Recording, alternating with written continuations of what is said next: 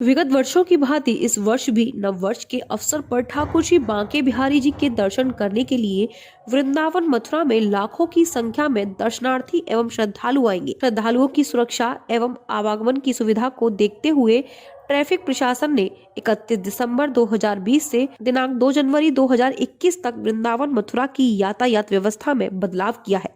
इस बारे में जानकारी देते हुए एसपी ट्रैफिक कमल किशोर ने बताया कि जो छठीकरा से वाहन आ रहे हैं उनका पार्किंग मल्टी लेवल पार्किंग में किया जा रहा है, उनका वहाँ पर रोका जा रहा है। जो मथुरा से आ रहे हैं वो सोसैया पर उनको रोका जा रहा है और पानीपुर वाले जो है वो पानीपुर कट पे जो है उनको वहाँ पर रोका जा रहा है। वहाँ से आने की व्यवस्था ई रिक्शा से की जा रही है। इसके अलावा हमारी पार्किंग वैष्णो देवी माँ पार्किंग के सामने, वैष्णो देवी माँ के सामने जो पार्किंग है वहाँ पे है, दारुक पार्किंग है, TFC पार्किंग है और इस तरह से कई पार्किंग बनाई गई हैं। एक गौशाला है हासानंद गौशाला, वहाँ बनाई गई है, पार्किंग व्यवस्था की गई है। बाकी यहाँ एक्स्ट्रा फोर्स लगाया गया, काफ़ी मात्रा में लगाया गया है ताकि मंदिरों के आसपास आने वाले श्रद्धालुओं के साथ में कोई अप्रिय घटना न घटित होने पाए। 2021 में लगने वाले कुंभ मेले को लेकर प्रशासन ने कमर कस ली है। साथ ही वृंदावन नगर के यमुना किनारे लगने वाले कुंभ में शासन प्रशासन द्वारा तैयारियां जोरों शोरों से की जा रही है, जिसके चलते गुरुवार को मंडलायुक्त अनिल द्वारा पागल बाबा मार्ग स्थित टूरिस्ट फैसिलिटी सेंटर में अधिकारियों की ब्रज के संतों के साथ बैठक आहूत की गई, जहां बैठक में संतों में आक्रोश भी दिखाई दिया, जिसका कारण अधिकारियों द्वारा कुंभ मेले का नाम न देकर संत समागम दिया जा रहा है, जिसको लेकर मंडलायुक्त ने संतों के साथ वार्तालाप की और वहीं पंचायत चुनाव में ग्राम प्रधानी चुनाव के लिए मतगणनाओं की सूची का भी निरीक्षण किया और चुनाव सुचारू रूप से सुरक्षा पूर्वक हो सके इनके बारे में जानकारी प्राप्त की। इस बारे में जानकारी देते हुए संत फूलडोर महाराज और मंडलायुक्त अनिल कुमार ने बताया कि बार बार कहा गया है, सभी संतों ने, सब ब्रजवासियों ने संत समागम का विरोध किया है और वृंदावन कुंभ मेला लिखने का आश्वासन हमको दिए। ये बात तो वो कई बार कह चुके हैं, लेकिन हमेशा आज के ऑर्डर में भी आज जो कार्यक्रम आया उसमें भी संत समागम है। अभी इस पर विचार किया गया। यदि नहीं मानते हैं, नहीं मानते हैं तो हम सब संत एक कमेटी बना रहा हूँ। कमेटी बना के मुख्यमंत्री से 15-20 दिन में मिलूँगा। वहाँ धरना देना पड़े, चाहे आंदोलन करना पड़े, किसान वैसे करना पड़े, कुंभ मेला हम लोग लिखा करके रखूँगा। और उन्हें आश्वासन दिया है जो यहाँ कुंभ मेला के आरक्षण करने के लिए कुंभ मेला घोषित करने आश्वासन दिया और आरक्षण का अतिक्रम को हटाने के लिए उन्होंने वचन दिया है और जितने अवैध कब्जा हैं उसको हटाने को उन्होंने वचन दिया और व्यवस्था जो किए हैं, जो बहुत व्यवस्था, गेट बन रहा है, गेट को काफ़ी ऊंचा करेंगे। अभी पक्का पुल बनवा के एक बनाएगा, ये रोड बना रहे हैं और घाट पक्का बना करके जो हमेशा के लिए रहेगा। हमारे गोविंदान से ये भी अपना संरक्षण करने उन्होंने वचन दिया, मैं इसका संरक्षण करूँगा। उन्होंने बाउंड्री नहीं कर, हमको तार की बाउंड्री कर दे। हाँ, बाउंड्री इतना नहीं हो सकता, हम बाउंड्री नहीं कर, तार का फेंसिंग का खंभा लगा के उसको बाउंड्री करा, अतिक्रम को हटाया जाए। उन्होंने आश्वासन दिया है। अब आश्वासन हो इतने आगे कितने काम करते हैं। तो मुख्यमंत्री कहा गया था, उप मुख्यमंत्री, उन्होंने मुख्यमंत्री कह करके उनसे बात हुआ, मुख्यमंत्री से बात किया, उन्हें कोई खास आश्वासन नहीं दिया। उनके बस की बात नहीं है। मुख्यमंत्री ही उस कुंभ मेला को घोषित करेगा जो शासन अभिलेख होगा। इन लोगों की बात से मैं समझता हूँ, इन लोगों की बात बन रहे। मुख्यमंत्री जब शासन लखनऊ में ही शासन के अभिलेख में लिखा पर मुख्यमंत्री से ऑर्डर से होगा। इन लोगों की बात से हमको लगता है, जो इन लोगों के विश्वास पर हमको नहीं है, यही लिखा होगा। आरक्षण भी वहीं से होगा, हेड ऑफिस हो, मुख्यमंत्री जो कहेगा तभी हो सकता है। ये लोग केवल ऊपर से आश्वासन देते हैं। वही उसके बारे में हाँ, तो हमने जो हम लोग व्यवस्था कर रहे हैं वो उनको बताया और उनके जो मन में जो जिज्ञासाएं थी और जो उनके प्रश्न थे उनको भी हमने स्पष्ट करने का प्रयास किया है। इस बारे में बताया। आपके हिसाब से अब तक कितना कार्य पूरा हो चुका है संस्था के द्वारा? अभी काम हमें ऑलमोस्ट सभी डिपार्टमेंट का बजट मिल गया है, 1-2 पॉइंट छोड़ के, और जिनका नहीं मिला उनका भी हमने टेंडर कर लिए हैं। काम हमारे जो समतलीकरण का काम शुरू हो चुका, आपने देख ही लिया है। रोड का भी काफ़ी काम, हमारे 3 रोड जो बाहर की थी वो बन गई है। जो हमारा पक्का घाट है उसका निर्माण चल रहा है। कच्चे घाट का भी हम लोगों ने टेंडर कर लिया है। तो हम लोग ऑन ट्रैक हैं, कहीं पे ऐसी नहीं है कि हम लोग पीछे हैं। एक मतदाता सूची जो बन रही है पंचायत चुनाव के लिए, उसको कितना काम बढ़ रहा है? देखिए, मतदाता सूची का हमारा जो 5 तक इसमें डिस्पोजल ऑर्डर होने हैं, तो वो हमारा हो जाएंगे। उसकी हम लोगों ने समीक्षा कर ली है। 15 को वोटर लिस्ट। सर नया वायरस स्ट्रेन जो आ रहा है उसको लेकर भी कोई एहतियात करते जाना है, जिस तरह में लोग आएंगे? देखिए, अभी तो हम लोग सोशल डिस्टेंसिंग के नाम और सैनिटाइजेशन के नाम उसका तो पालन कर रहे हैं, और जो गवर्नमेंट के इंस्ट्रक्शंस आएंगे या आ रहे हैं उसको हम लोग फॉलो करेंगे। हाँ, एक सवाल यहाँ उठ रहा है बराबर, संत समागम और कुंभ मेला क्या कहा जाए? देखिए, उसके लिए हम लोगों ने ये व्यवस्था करी है। हमने आज ये संत समाज से भी हमने अनुरोध किया और उन्होंने हमारे अनुरोध को स्वीकार किया। हमने उनसे ये कहा है कि जो हमारे अखाड़े या जो हमारे जो वहाँ पे कार्यक्रम स्थल में जो हमारे बाहर से संत समाज या जो महापुरुष आएंगे, उनकी अगर हमें जानकारी मिल जाएगी तो हम उनका वहीं पे आरटीपीसीआर टेस्ट करा देंगे, तो उससे हमें सुविधा होगी। तो वो उन्होंने कहा कि वो हमें लिस्ट वगैरह, और बाकी हम लोग यहाँ पे भी एंटीजन टेस्टिंग। संत समाज द्वारा आपत्ति है कि इसे सरकारी तौर पर संत समागम कहा जा रहा है। अच्छा, अरे हम यहाँ पे कोविड के बारे में जी, जबकि ये पारंपरिक रूप से कुंभ मेला बैठक है, तो संत समाज ने बाहर भी अभी मीडिया के सामने अपनी आपत्ति जताई है। तो इसमें कैसे सर सुधार की क्या गुंजाइश है? उस बारे में हमारी उनसे विस्तार से बात हुई है, और हम लोग भी अपने रिकॉर्ड भी चेक करेंगे और फिर उसके बारे में बताएंगे। Thank you. वृंदावन अडल्ला चुंगी मार्ग स्थित श्री पाद बाबा गौशाला में निकुंजवासी पाद बाबा महाराज का 24वां पुण्यतिथि महोत्सव मनाया गया, जिसमें संतों का व्रत भंडारा भी आयोजित किया गया। पुण्यतिथि महोत्सव में पहुंचे पूर्व ऊर्जा मंत्री रामवीर उपाध्याय, जहां उन्होंने पाद बाबा महाराज के चित्रपट पर पुष्पमाला अर्पित करते हुए अपने श्रद्धा सुमन अर्पित किए, और साथ ही पाद बाबा द्वारा ब्रज में किए गए कार्यों के लिए प्रशंसा करते हुए रामवीर उपाध्याय ने बताया कि आज श्रीपाद बाबा जी का 24वीं पुण्यतिथि है। उस मौके पर हम सब लोग यहाँ पर एकत्रित हुए हैं, महाराज जी को प्रणाम करने के लिए, उनको श्रद्धा सुमन अर्पित करने के लिए। और दामोदर बाबा जी ने मुझे भी इस मौके पर बुलाया, मेरी धर्मपत्नी सीमा उपाध्याय जी को भी बुलाया। मैं श्रीपाद बाबा की इस पुण्यतिथि के मौके पर दामोदर दास महाराज जी का भी आभार प्रकट करता हूँ। उन्होंने उनके जितने भी भक्तगण हैं उनके दर्शन कराने का मौका दिया, और साथ में हमारे जगत गुरु शंकराचार्य जी भी यहाँ पर आए हुए हैं, उनके भी दर्शन करने का मौका दिया। मैं भूल प्रशंसा करता हूँ दामोदर बाबा की, और कोटि कोटि नमन करता हूँ श्रीपाद। लीन होने का दिन है, निर्वाण दिवस। उनके इस पवित्र मौके पर हम लोग यहाँ स्मरण करने के लिए और आयोजित कार्यक्रम में सम्मिलित होने के लिए यहाँ आए। बाबा ने जिस प्रकार से ब्रज की सेवा की, इसके बारे में कुछ बताइए।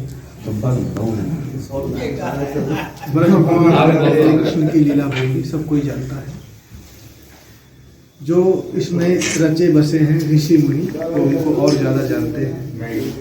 और इस भूमि का जो मनुष्य के कल्याण के लिए, युग के निर्माण के लिए जो योगदान है, उसका अपने चिंतन के द्वारा ऋषि मुनि प्राप्त करते हो शक्ति को, और लोगों के कल्याण के लिए आगे विचार देते हैं। इसी क्रम में बाबा ने यहाँ संस्था करके आगे किया है, जो उनके मानने वाले और उनके जो संवाहक है परंपरा को आगे बढ़ा। वृंदावन रमनीति मार्ग स्थित हनुमान प्रसाद धानुकार सरस्वती बालिका विद्या मंदिर में गुरुवार को पूर्व छात्र परिषद डे मनाया गया, जिसमें रंगारंग कार्यक्रम का भी आयोजन किया गया, जिसमें पूर्व छात्रों द्वारा डांस, चुटकुले, अंताक्षरी आदि की प्रतियोगिता का आयोजन हुआ। इस बारे में जानकारी देते हुए स्कूल के प्रधानाचार्य अंजू सूद ने बताया कि आज स्कूल में हमारे पूर्व छात्र परिषद का ये दिन फिक्स रहता है। साल में एक दिन यहाँ रंगारंग कार्यक्रम बच्चे करते हैं। अपने विद्या भारती का एक लक्ष्य है कि पूर्व छात्राओं से हम हमेशा जुड़े रहते हैं, और क्योंकि जो यहाँ सीख कर गए हैं वो समाज में किस तरह से वो संस्कार, वो अपने कल्चर को लेकर जा रहे हैं, इसलिए हम सत्र भर बहुत सारे प्रोग्राम करते हैं। उसमें जैसे कि बच्चों की समाज सेवा के कार्यक्रम होते हैं और गौ पशु की सेवा के लिए भी होते हैं। इसे सत्र भर में कम से कम 5 इनके प्रोग्राम रहते हैं, जिसमें एक हमारा सैनिटाइजेशन का था और एक मास्क वितरण था हमारा 7 अगस्त को हुआ। 14 अगस्त को एक काव्य सम्मेलन था और भी कल के दिन ये पशु चारा सबको वितरित 3 गौशालाओं में जाके करके आए हैं और आज का दिन सिर्फ रंगारंग कार्यक्रम है पूर्व छात्राओं का। तो इस दिन ये पहले से डिसाइडेड है, हर वर्ष बच्चे जहाँ भी होते हैं इस दिन अपने आप से आते हैं मिलने के लिए। जब जब देश की रक्षा की बात आई है तब तब देश की रक्षा में तैनात जवानों ने अपनी जान को दांव पर लगा दिया है। यही कारण है कि आज भी भारत की रक्षा में तैनात जवानों को सुरक्षा के लिहाज से सर्वश्रेष्ठ चुना जाता है। दरअसल जम्मू कश्मीर के गांदरबल में बीते 23 दिसंबर को पाक के द्वारा किए गए ग्रेनेड के हमले में घायल हुए अलीगढ़ के थाना गोंडा के गांव पिसावा गड़ा खेड़ा क्षेत्र के निवासी CRPF 162 के जवान नेत्रपाल सिंह शहीद हो गए। श्रीनगर के हॉस्पिटल में भर्ती जवान ने अंतिम सांसें ली। जवान का पार्थिव शरीर अलीगढ़ पहुंचने पर राजकीय सम्मान के साथ उसका अंतिम संस्कार किया गया।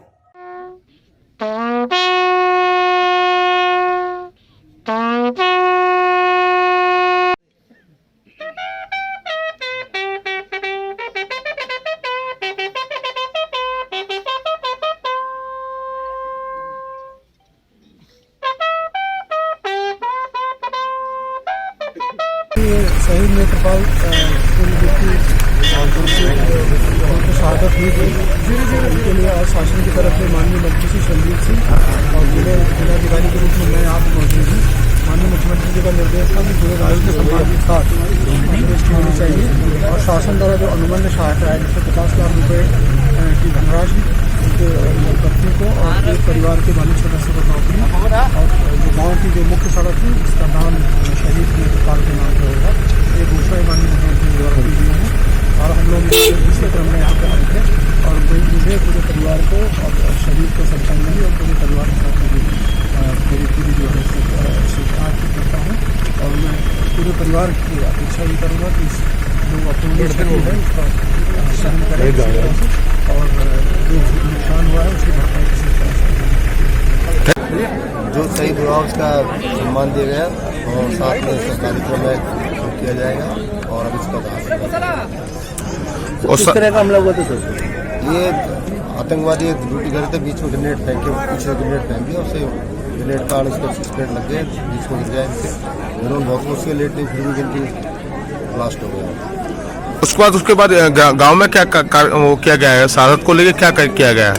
शहीद की जो भी फैसिलिटी है पूरी भारत सरकार की पूरी दी जाएगी, एक बच्चे को सर्विस दी जाएगी और जो भी गवर्नमेंट सारी रिस्पेक्ट दी जाएगी। सरकार द्वारा कुछ दिया भी गया है, उसके लिए क्या कहना चाहेंगे आप? सरकार वो नियम वो तो देते ही हैं, जो गवर्नमेंट का बना रखा है। उसके अलावा भी जो गवर्नमेंट आती है, एक हमारा वेब बनाया है उसको जिसमें उनको 15 लाख का पब्लिक डोनेशन करते हैं, उसका ऑटोमेटिकली खाता में 15 लाख रुपये चले जाते हैं और बच्चों को पूरी शिक्षा के लिए छात्रवृत्ति दी जाएगी और एक बच्चे को सर्विस देगी। सर इनके सिवा और भी कोई सैनिक घायल हुए थे? नहीं, ये कि 2-3 घायल हो गए, 7 जने हुए थे, पर ज्यादा स्पष्ट नहीं। विगत दिनों अलीगढ़ शहर में मुस्लिम प्रदर्शनकारियों के द्वारा ऊपरकोट कोतवाली पर CAA व NRC का विरोध में प्रदर्शन हो रहा था, जिस पर तब पुलिस द्वारा कार्रवाई करने पर राष्ट्र विरोधी प्रवृत्ति के प्रदर्शनकारियों ने पूरी भीड़ के साथ बाबरी मंडी में तुर्कमान गेट में हिंदू बस्तियों पर हमला कर दिया था, जिसका वहां के निवासी हिंदुओं ने विरोध किया एवं बाबरी मंडी चौकी को और पुलिसकर्मियों को उन दंगाइयों से बचाया था। उपद्रवी तत्वों की तरफ से की गई फायरिंग में कई हिंदू घायल हुए थे, जिसके संबंध में हिंदुओं की ओर से 3 प्रथम सूचना रिपोर्ट नंबर 37/20 के अंतर्गत धारा 153A, 307, 504 38/20 अंतर्गत धारा 153A 307 आईपीसी एवं 39/20 अंतर्गत धारा 147 323 153A आईपीसी थाना कोतवाली अलीगढ़ में दर्ज हुई, जिसमें मुख्य रूप से सलमान, इम्तियाज, आमिर, शाहरुख आदि व्यक्ति नामजद थे। उपद्रवी तत्वों की ओर से हिंदुओं के खिलाफ की गई रिपोर्ट में बाबरी मंडी निवासी विनय वासणे, सुरेंद्र, त्रिलोकी जेल जा चुके हैं, जिनमें से सुरेंद्र तथा त्रिलोकी की जमानत हो चुकी है और विनय वासणे अभी भी जेल में निरुद्ध है। दूसरी ओर हिंदुओं की ओर से की गई नामजद रिपोर्ट में दूसरे पक्ष के किसी भी व्यक्ति की गिरफ्तारी नहीं हुई एवं अलीगढ़ प्रशासन इन जद व्यक्तियों को क्लीन चिट देने की तैयारी में है। दंगे के तथा कथित पीड़ित मुस्लिम व्यक्तियों को मुआवजा दिया जा चुका है, लेकिन पीड़ित हिंदुओं को कोई मुआवजा नहीं मिला। बाबरी मंडी क्षेत्र में कई हिंदुओं के सशस्त्र लाइसेंस निरस्त कर उनके असले जमा कराई जा चुकी है। अलीगढ़ प्रशासन की बाबरी मंडी क्षेत्र के हिंदुओं के खिलाफ की गई एक तरफा उत्पीड़नात्मक कार्रवाई से समस्त हिंदुओं में आक्रोश पनप रहा है और अपनी कही जाने वाली सरकार में भी पीड़ित हिंदुओं की कोई सुनवाई नहीं हो पा रही, जिसके कारण आज हिंदू समाज सड़कों पर उतर चुका है। शांति व्यवस्था बनाकर शहर में हिंदू जागरण समिति के लोग प्रदर्शन कर रहे हैं। उसके बाद भी प्रशासन के द्वारा शहर के हिंदुओं पर जो दबाव बनाया जा रहा है, उसके बाद शहर के लोगों में एक भारी रोष है और यह रोष कहीं किसी बड़ी घटना को घटित न करा दे। मुकदमा नंबर 37-20 और 39-20 जिसके संदर्भ में जिन्होंने अवगत कराया है, इसमें जो उपद्रव हुआ है उस उपद्रव में प्रशासन की एक तरफा कार्रवाई के विरोध में इन्होंने ज्ञापन दिया है। भारतीय जनता पार्टी के शासन में सभी को न्याय मिलना चाहिए और मिलेगा, मिल भी रहा है। एक मोबाइल चालू करो। जो इन्होंने अवगत कराया है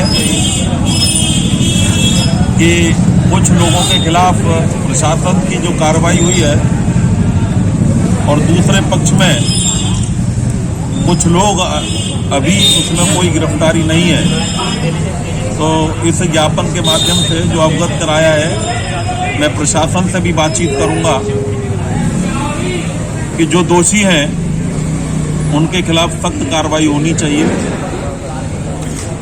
कई मुकदमे ऐसे भी हैं इसमें जिसमें पुलिस ने स्वयं FIR की है, लेकिन अभी तक उसमें कोई गिरफ्तारी नहीं है। एक दो नाम ऐसे भी इसमें इन्होंने बताए हैं जो लगातार शहर के अंदर दंगा करने में उनका नाम आया है। ऐसे लोगों को चिन्हित करके प्रशासन को गुंडा एक्ट के तहत और रासुका के तहत ऐसे लोगों के खिलाफ भी कार्रवाई करनी चाहिए। योगी जी का शासन है, कोई दंगाई